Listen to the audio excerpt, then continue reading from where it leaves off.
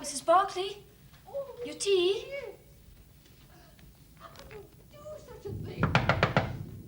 Your tea, madam. Your tea, madam. You betrayed him. Mrs. Fenwick, what's the bait? What's happened? What is it, child? Madam and the Colonel. Something awful's going on. I can't open the door. Here, let me try. Stop here, both of you. Mrs. Barclay? Mrs. Barclay, open the door!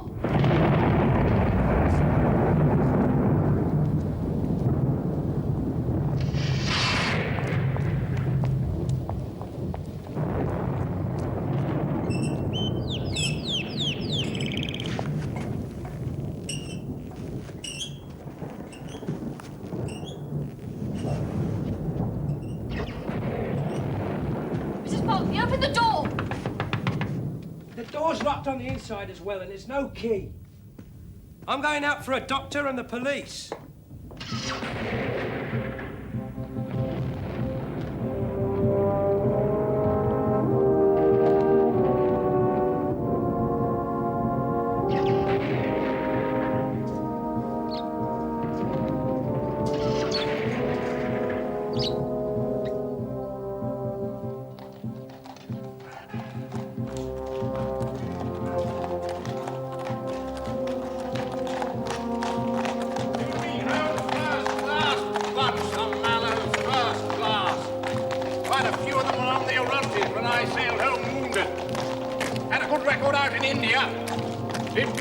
During the mutiny. Sure you won't regret taking the case. Up, sentry.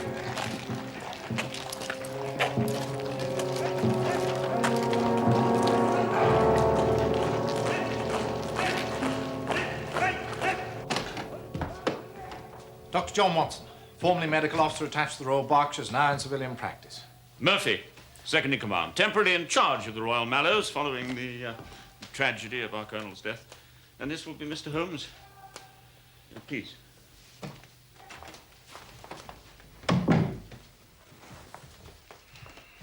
It's good of you to come so swiftly. Not at all. I've explained to Holmes how concerned you must be about the possibility of a scandal. Thank you. The honor of the regiment is in my care. And yet, the newspaper's reports suggest that a scandal is inevitable. Well, surely not.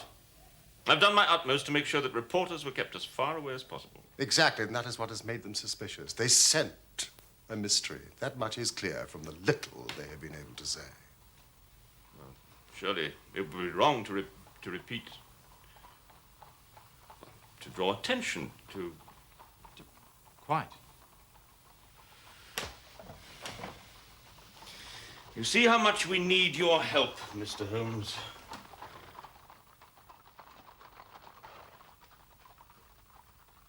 What do you say, Holmes? What can I say? Major Murphy, you have told me nothing. I have come down here after persuasion from my friend, Dr. Aldershot, who has more interest in military matters than I. Now that I am here, please, tell me the facts. The commanding officer of this regiment, Colonel James Berkeley, was found dead in his villa at about 10 o'clock the night before last. The body was found by Private Bates, his batman, lying in the morning room. There was a ragged cut 2 inches long in the back of his head, which had evidently been caused by a violent blow from a blunt instrument. And upon the floor by the body was a singular hand-carved wooden club. Also, stretched out on the sofa, lying in a dead faint, was Nancy, Mrs. Berkeley. Please continue, Major Murphy. The servants had been alerted to the tragedy by the sounds of a quarrel between the colonel and Mrs. Berkeley. tried to enter the morning room but found it locked. Bates had to go round by the garden and get in through the French windows. And I suspect Mrs. Barkley. Yes. But she is quite incapable of such a dreadful act. I have been the late Colonel's second in command for a number of years. I've come to know Nancy Barkley well. Of course.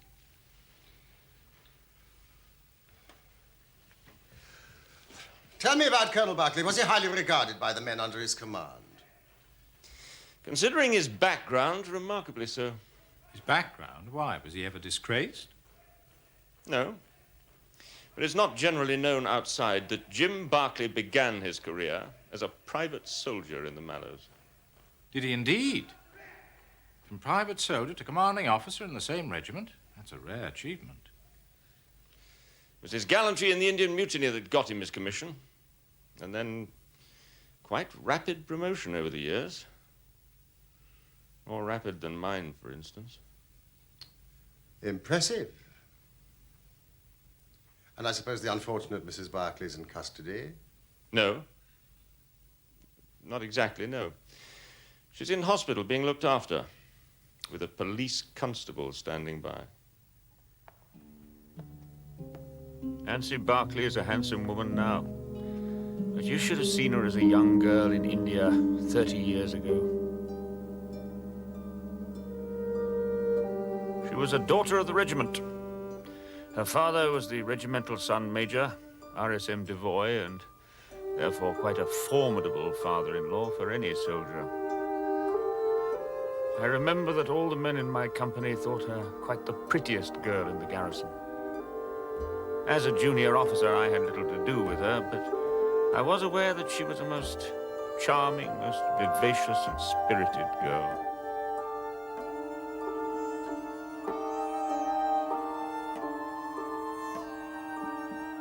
It was quite understandable that Barkley was not the only man in the regiment who sought her hand. But in the end, he was the one she chose.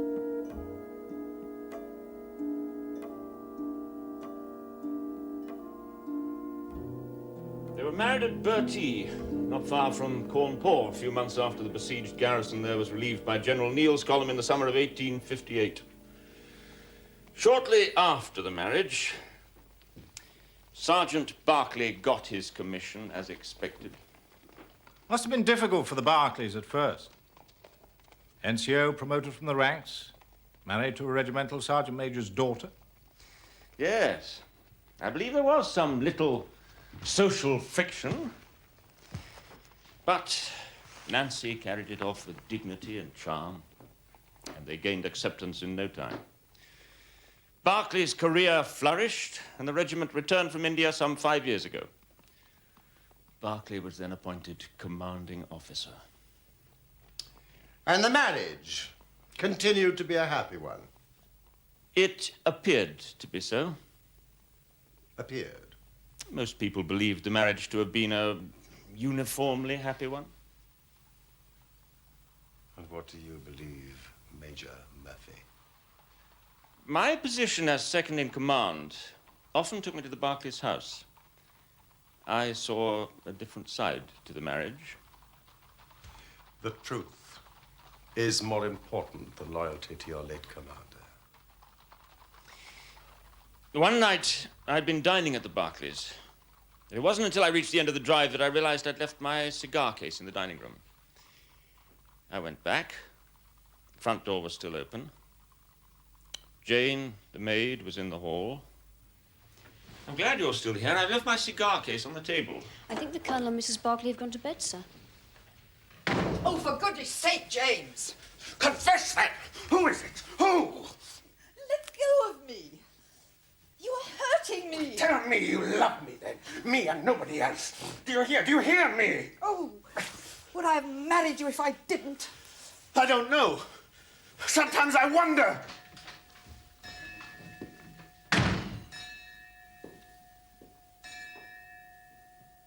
And this expression of jealousy occurred within seconds of you, Major Murphy, leaving the Barkleys' hut. Tell me about the Colonel. Was he a violent man in any way? On occasion. He could be most vindictive towards young subalterns. But he'd clawed his way to the top. You need to be ruthless to do that. Well, surely he didn't still feel out of place as an officer? No, I don't think so. But he was subject to a peculiar form of depression. The Queen. The Queen.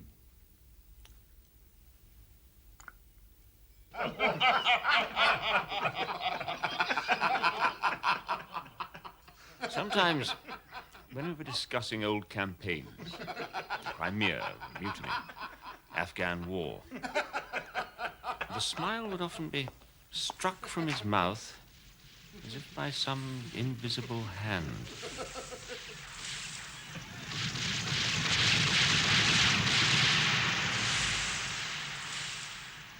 Yes, long service in India can have that effect. I saw that when I was in the Berkshires. You mentioned a carved wooden club found by the body. One of the Colonel's Indian souvenirs. I believe the servants deny ever having seen this club before. Certainly I've never seen it on any of my visits. It was quite long. And the police, I suppose, have retained it for examination. Yes. They believe it to be the murder weapon. Do they indeed? You know, I think we should begin by visiting the Berkeley's house. Unless, of course, it is possible to interview Mrs. Berkeley. I'm afraid she's still unconscious. I thought as much.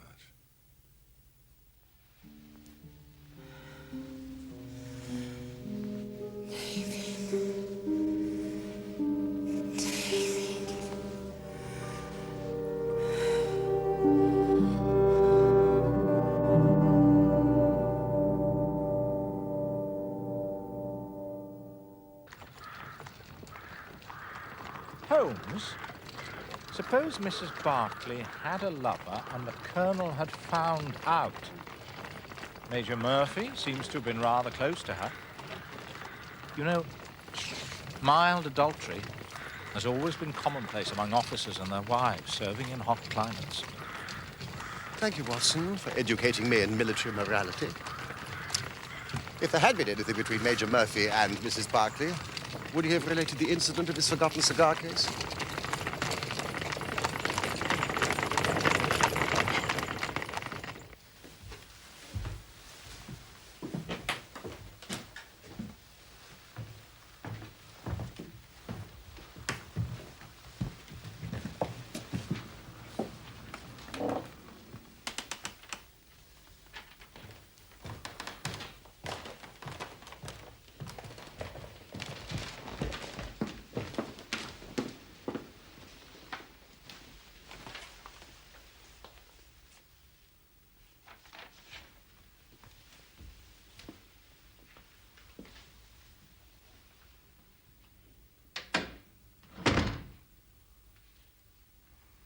It was about 7:30, sir, and I was waiting at table. Once a month, Mrs. Berkeley spent the evening doing charity work in Aldershot.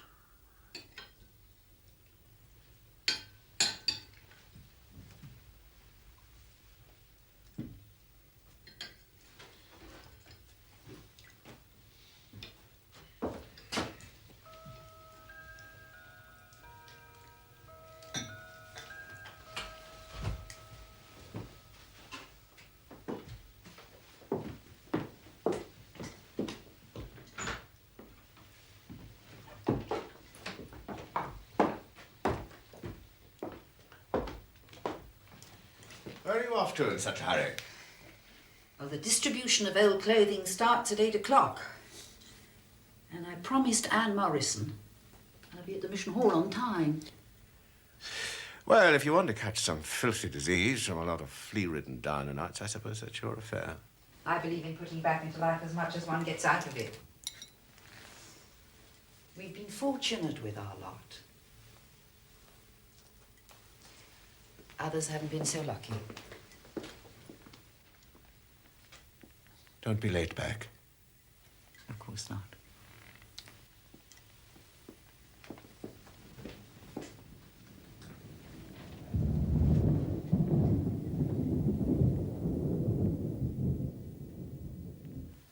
Mrs. Berkeley must have returned about 9:15, sir. I was in the kitchen helping the cook with the dishes.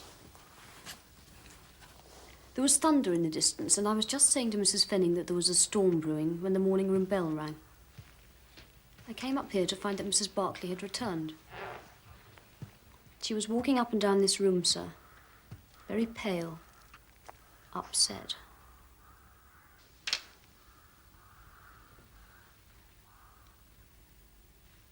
She looked awful, sir.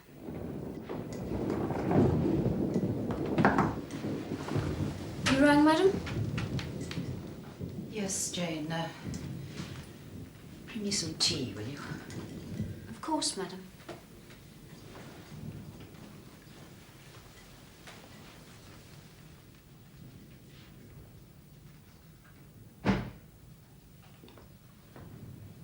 Jane, is that you?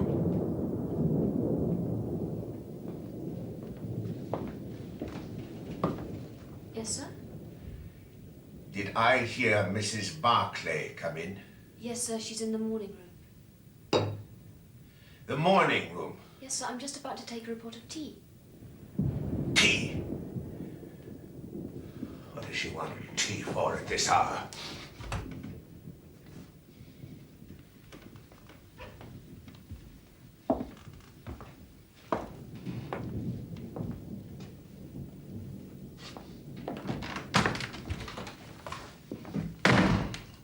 And that presumably was the last time that anyone saw Colonel Barclay alive.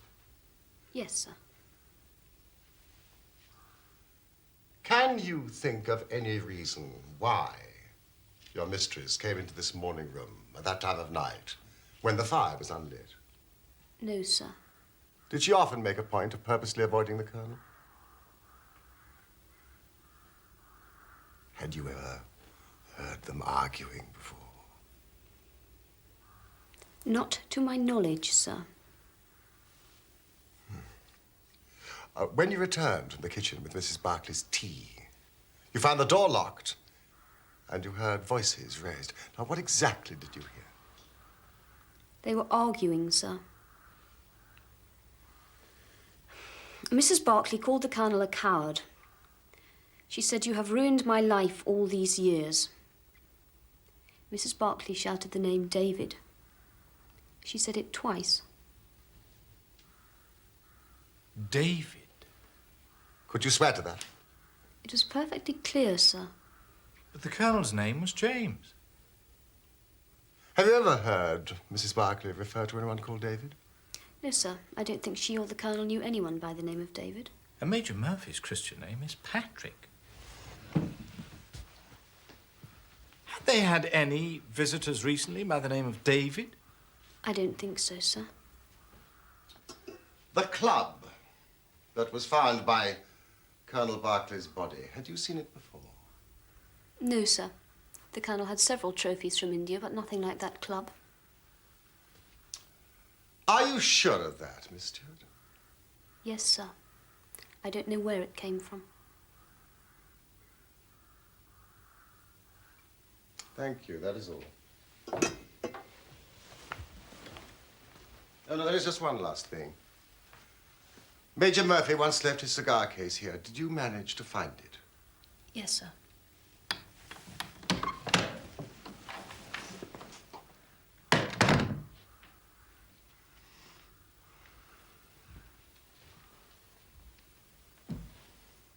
The Colonel was lying down here, sir.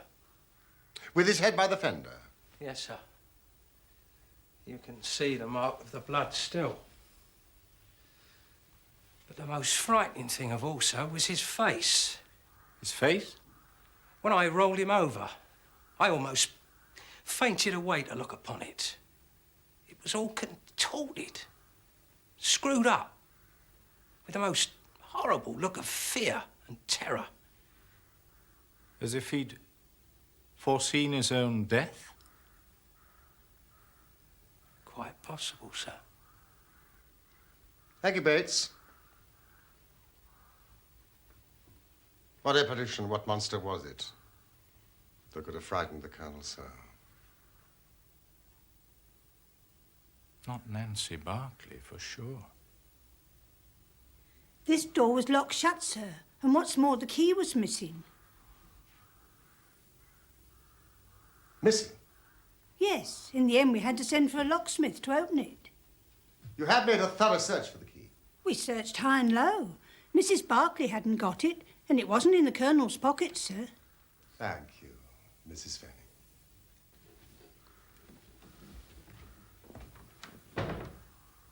Watson, if the key was not in the door, and neither Mrs. Barclay nor the Colonel had it, then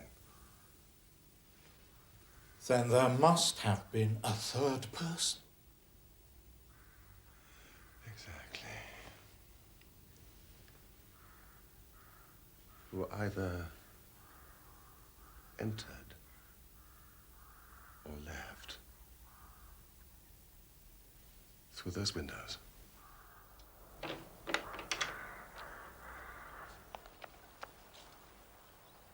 These are Bates's footprints.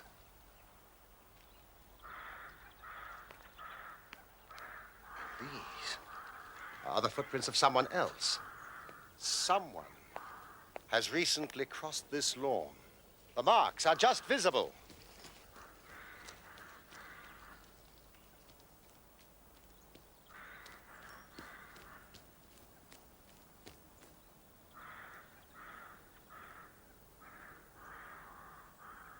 He entered and left through those windows, Watson. We're on the right scent.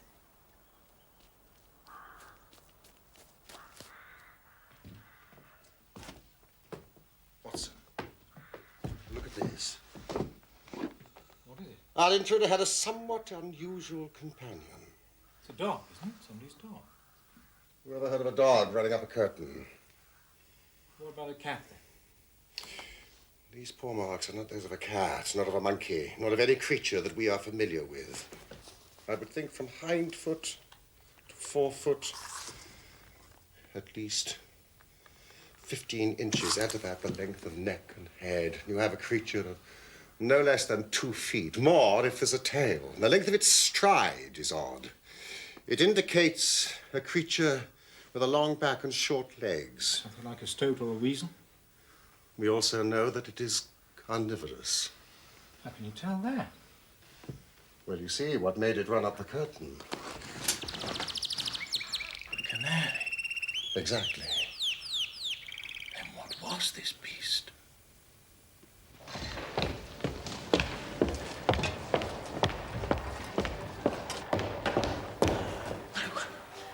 I can't. I cannot betray a friend. Please don't ask me to.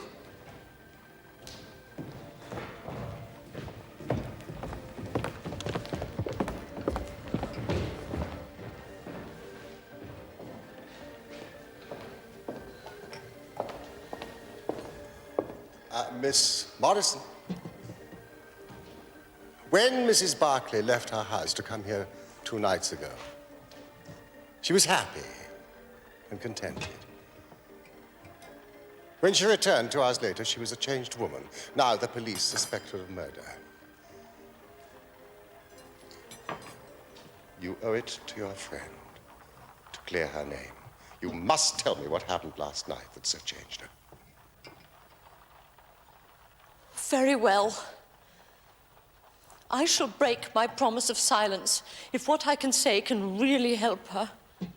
So there was something. It was most bizarre. I should explain that we come across all sorts and conditions of men here. Yet the other night I saw the most extraordinary creature I have ever seen. Not only had he a crooked back, but he was lame and walked with his knees bent. His face was darkly tanned, crinkled and puckered like a withered apple. I thought to myself that truly there are some of us on this earth who are burdened with more than their fair share of misfortune. This vision was made more unusual by the oriental garb the man was wearing.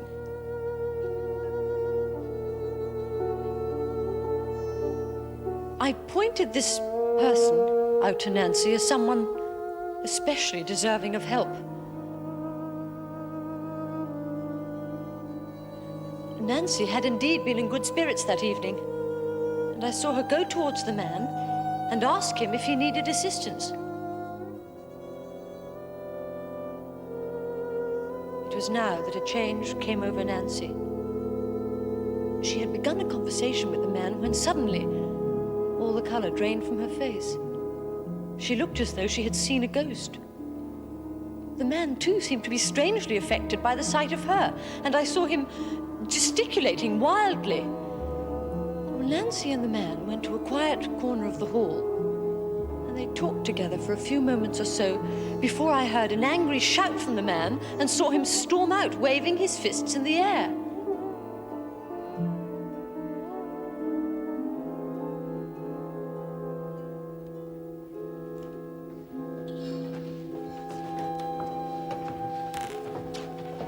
What is it?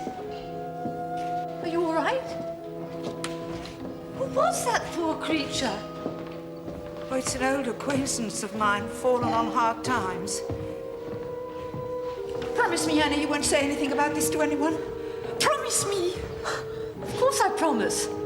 If you so wish. Thank you.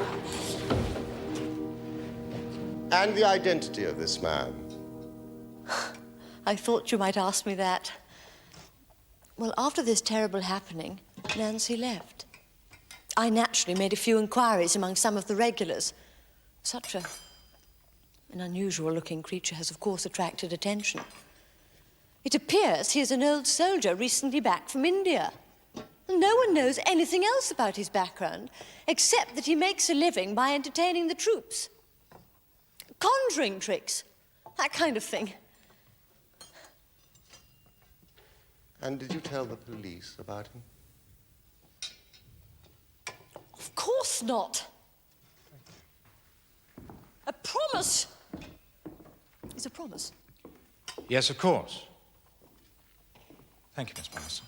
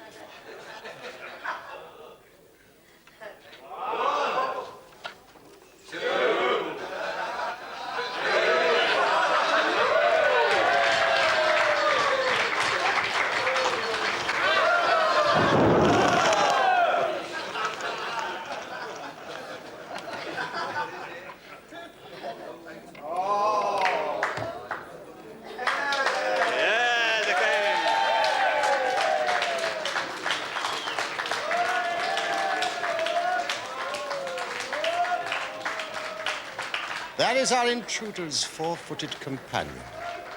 It's a mongoose. I think we found our man.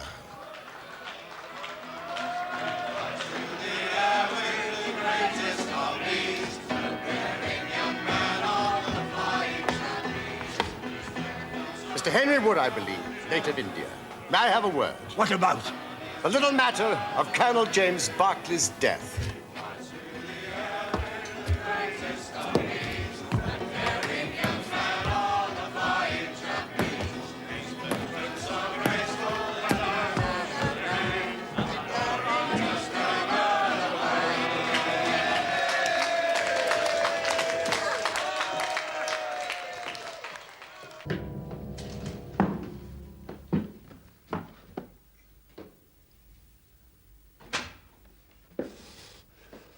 She is innocent. You can take my word for it. Then you are guilty. No, I am not guilty. Then who struck the colonel down? It was a just providence that killed him. His own guilty conscience. I think you'd better explain. God, if I had smashed his head in, as it was in my heart to do, he would have got only what he deserved from me. No. I never laid a hand on him. I was spared the trouble. I'll tell you my story. There's no cause for me to be ashamed of it.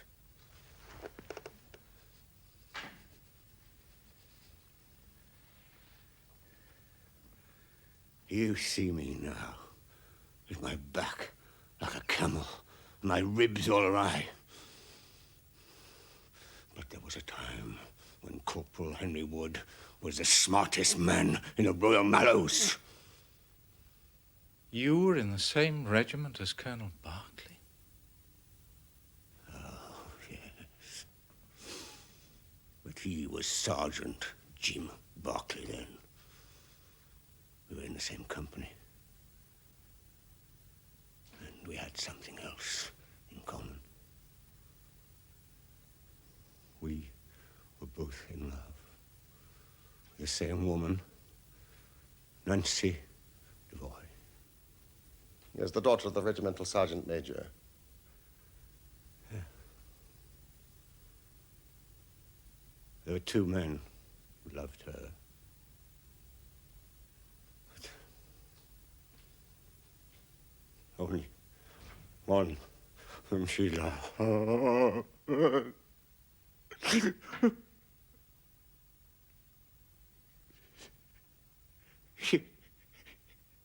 You'll laugh when you look at this poor thing huddled in front of the fire and hear me say that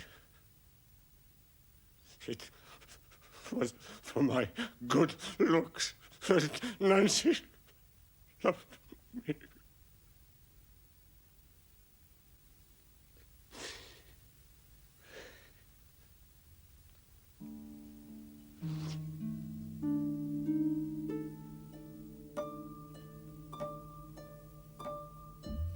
I was the one she loved, all along. But although I had her heart, her father didn't approve of me.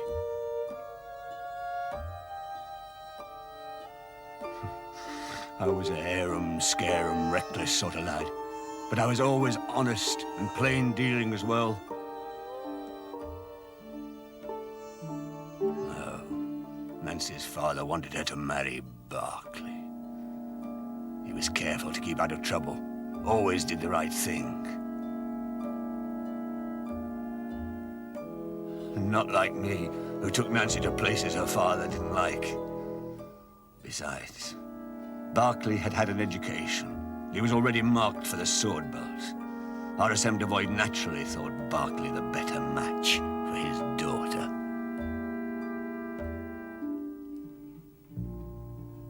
But she remained true to me. And we would have married had it not been for the mutiny. Why did Nancy Devoy not marry the man she loved? It was monsoon time, 1857, when the sepoys rose up against the British. The regiment was shut up in Bertie.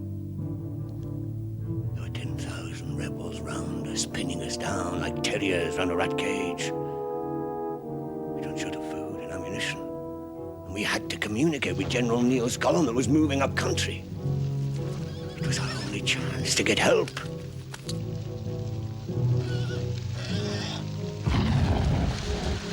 Our company commander had asked for a volunteer, a fit, strong soldier to slip out of the garrison at dead of night and make contact with the relief column out on the plain beyond.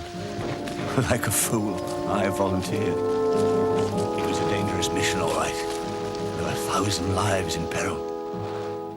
But I was thinking of only one of them.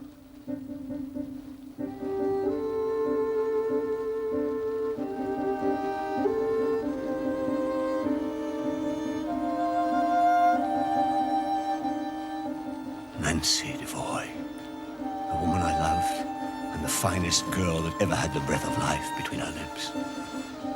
Saying goodbye to her was the hardest thing.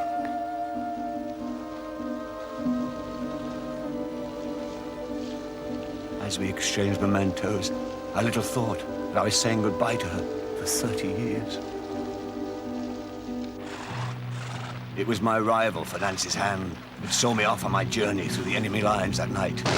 Sergeant Barclay. He said he knew the lie of the land around the garrison better than any other. While I volunteered to make the journey, Jim Barclay volunteered to advise me on the best route to take.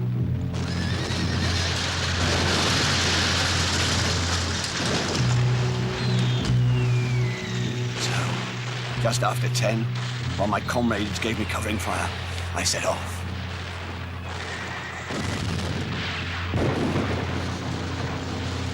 Barclay had told me to follow a stream, which would lead to a gully. This, he said, was the safest way downhill.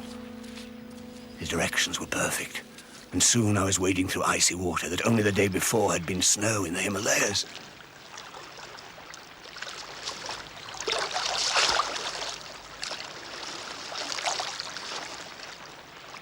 I could see the lights and fires in the rebels' camp, but I kept well down, out of sight of their sentry posts.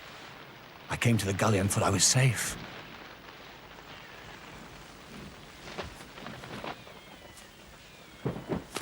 But then it happened. I was attacked. Something hard cracked down on my head. Then everything spun round. When I came to, I was trussed up like a chicken and hanging from a tree.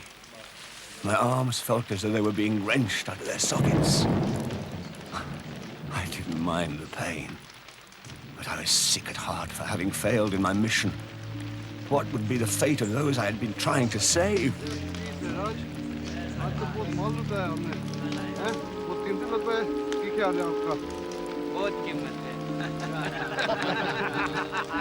But the biggest blow came as I listened to what I could understand of the rebels' talk.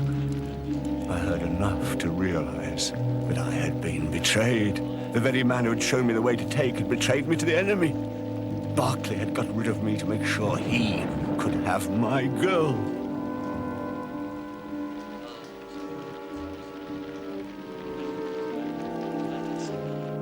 Now, you know what James Barclay was capable of.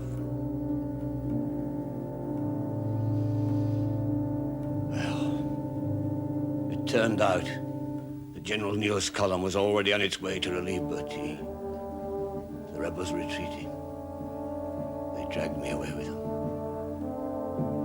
I was tortured. Tried to escape. Was tortured again. It was to be many a long year before I saw another white face.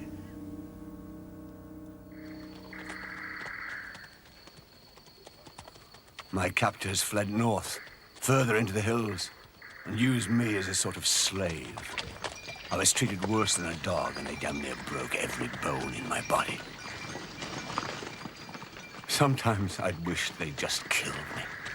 But my thoughts of hatred and loathing for the man who destroyed my life kept me going.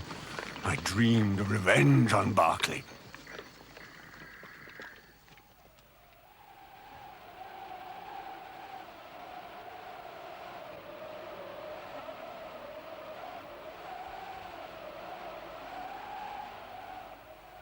One day, some Afghan tribesmen murdered the rebels who held me prisoner. They left me for dead too. But by a miracle, I still lived.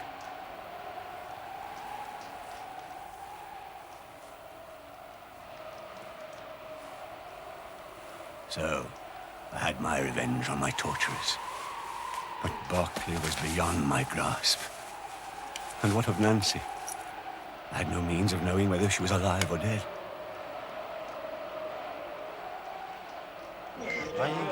I wandered back to the Punjab and lived among the natives, picking up a living by the conjuring tricks I'd learned from the street magicians. What use was it for me, a wretched cripple, to get passage back by ship to England and make myself known to my comrades in the regiment? Even the desire to have my revenge on Jim Barclay didn't make me go. And why? I'll tell you straight. I preferred my Nancy and my old pals in the Royal Mallows to go on believing that Harry Wood died a hero's death with a straight back and see him crawling about the world more like a chimpanzee than a human being. But you did return. And to Aldershot, where your old regiment was stationed. Why? I just wanted to see the old country once more before I died. I saved what I could. And eventually, I got a show.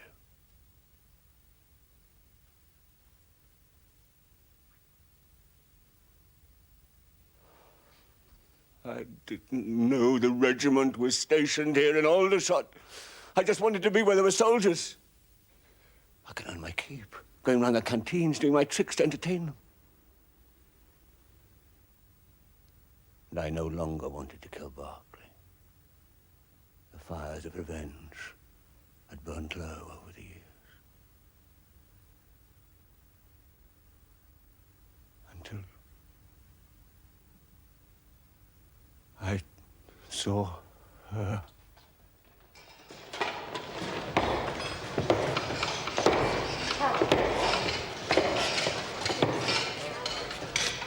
I thought I'd better get some English togs.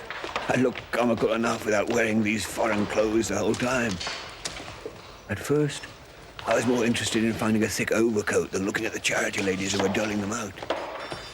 Then, one of them came over. I recognized her at once.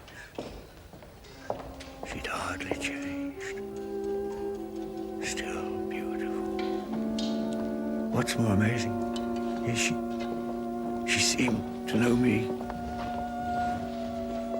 Good evening. Can I help you? Have you been able to find anything that...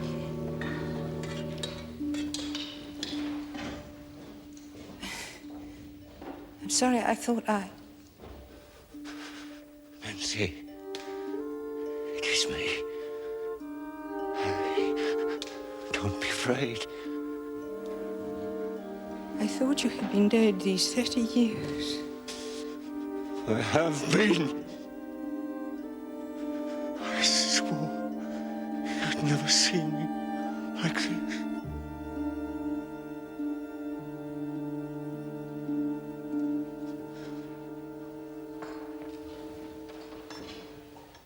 We spoke for a moment or two together.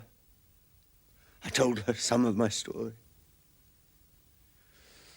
I should have spared telling her that her husband was a traitor, but it all came pouring out of me, 30 years of hate.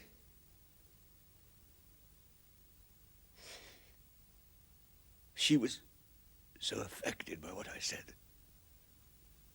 I couldn't stand it. I went outside. Then I saw her come out of the mission, and I followed her home. I saw her go into their house. A light came on. I saw her sitting in a chair. And then he came into the room. James, I have to talk to you. What are you looking back for? Don't be back late. No. I said, don't be back late tonight. I have to talk to you. You've been with someone. No, You have been with someone. Tell me, I've asked you before. Who is it? Who is it? You've ruined my life. All these years. All these years. Oh, how could you do such a thing? It was evil. No, I hate you. I hate you. I hate you. No, damn. To see him lay a hand on her made me mad with anger. My feelings overcame me. No. David! David, you betrayed him. It's not true. Mrs. Fenning's alive. I tell you, I've seen him. You're lying. No. You're mad.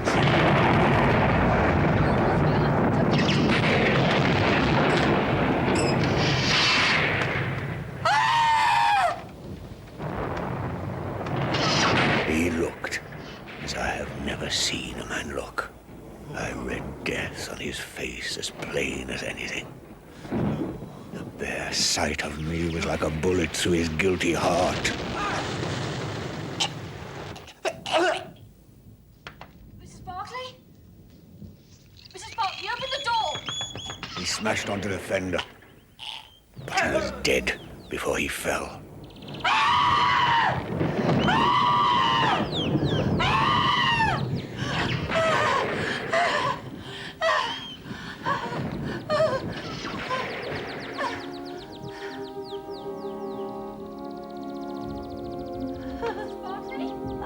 Mrs. Barclay, open the door!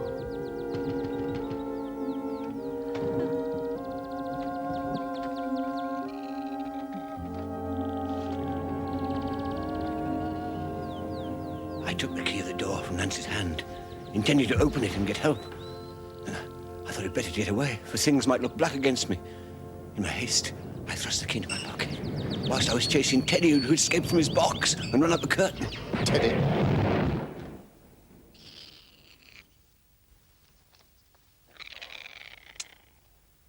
So the Colonel died before he struck his head on the fender.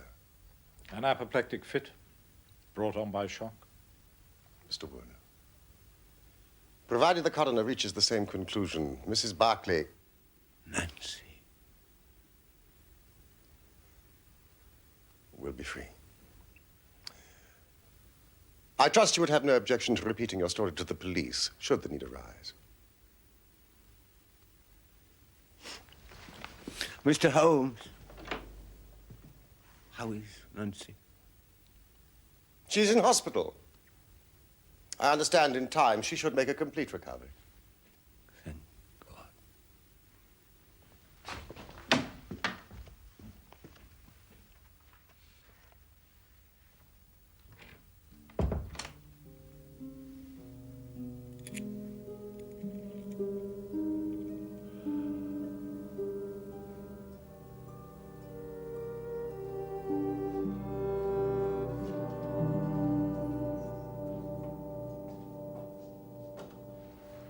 Oh, Annie, how lovely to see you. Yes, I'm much better.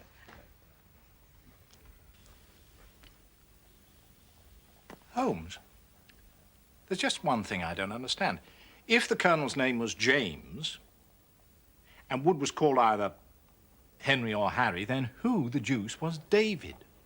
Ah, my dear Watson, that name David should have told me the whole story. Had I been the ideal reasoner, which you are so fond of depicting, but alas, my powers of deduction failed me. You see, David, in this case, was evidently used as a term of reproach.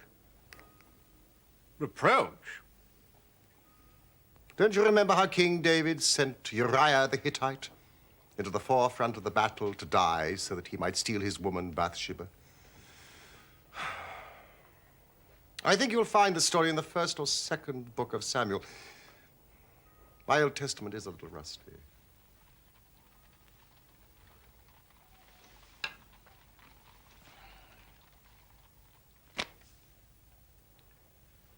You're quite right, Holmes. Second book of Samuel, chapter 11, verses 14 to 17. You appear to have looked it up yourself. Since we returned home from Aldershot. How did you know? You used this bill for our meal at Waterloo as a bookmarker, did you not? Excellent, Watson. Elementary, my dear Holmes.